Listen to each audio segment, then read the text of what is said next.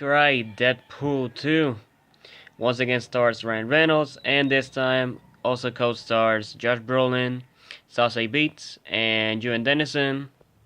And story behind this one is that wait, Deadpool he's back, and he's trying to protect this kid, Russell, aka Fire Fist, from this assassin cyborg from the future known as Cable. And to do this, he forms a team known as the X-Force. Okay. Actually, I can't talk about this movie without going spoilers. So, like, yeah, spoiler alert if you haven't seen the movie, but I highly recommend it. It was really good. Recommend you see it, but yeah, I'm gonna talk spoilers. I just can't talk this movie without talking spoilers. But if you are interested in my rating for the movie, just skip to the end. But yeah, here's the real synopsis of the movie. X-Force, dead.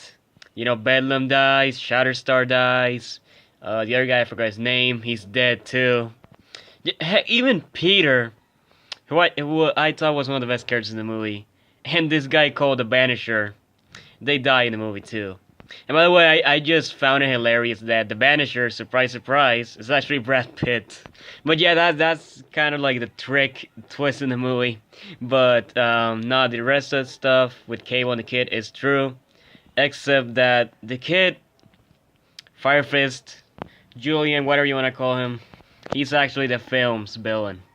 It's not Cable, as the trailer said, it's actually the kid. And he teams up with another famous X-Men character, which I will talk about later. But yeah, with Fire Fist teaming up with this famous character, this leads to Cable actually teaming up with Deadpool in the end. And speaking of Cable, I must say, Josh Brolin was perfect as a character. Of course, like Deadpool jokes in the movie, he's way shorter than the actual Cable. But from what I saw, when I know the character, he was great. Ryan Reynolds turning as Deadpool, amazing as always, funny as always. What else do I have to say? I feel like Sausage Beats as Domino is one of my favorite characters in the movie as well, just because of her powers.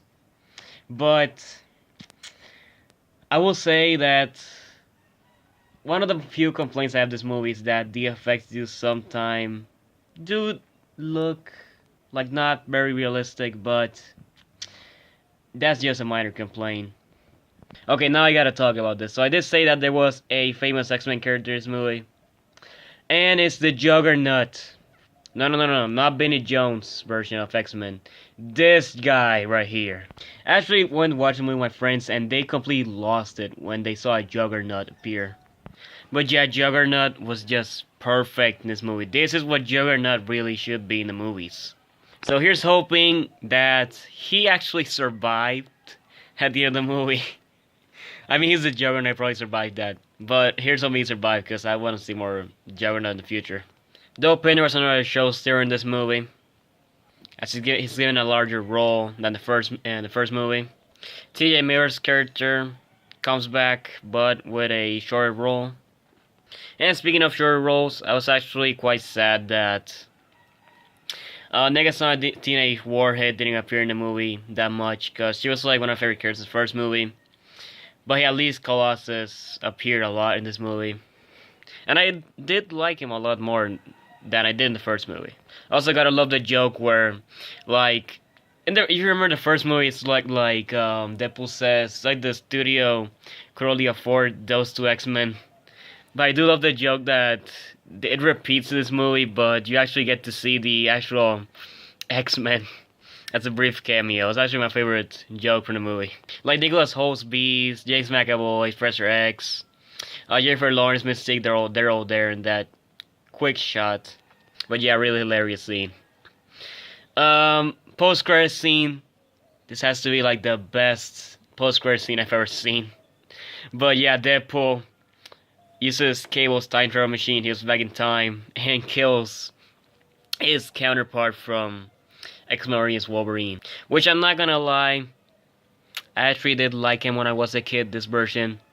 But I didn't know who Deadpool was back then, so Now I see this, yeah, that character is an insult to Deadpool.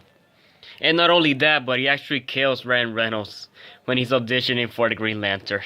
Oh, and before that, he resurrects Peter and Vanessa, who I actually forgot got killed at the beginning of the movie. And by the way, Deadpool 2, it deserves like an award, okay? Because I'm not kidding. Vanessa's dead and Deadpool's almost dead.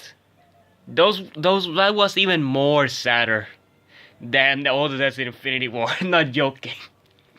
And of course, you gotta love Deadpool mocking DC. Because come on, excluding their amazing TV shows, the movies just suck. I'm just gonna say it.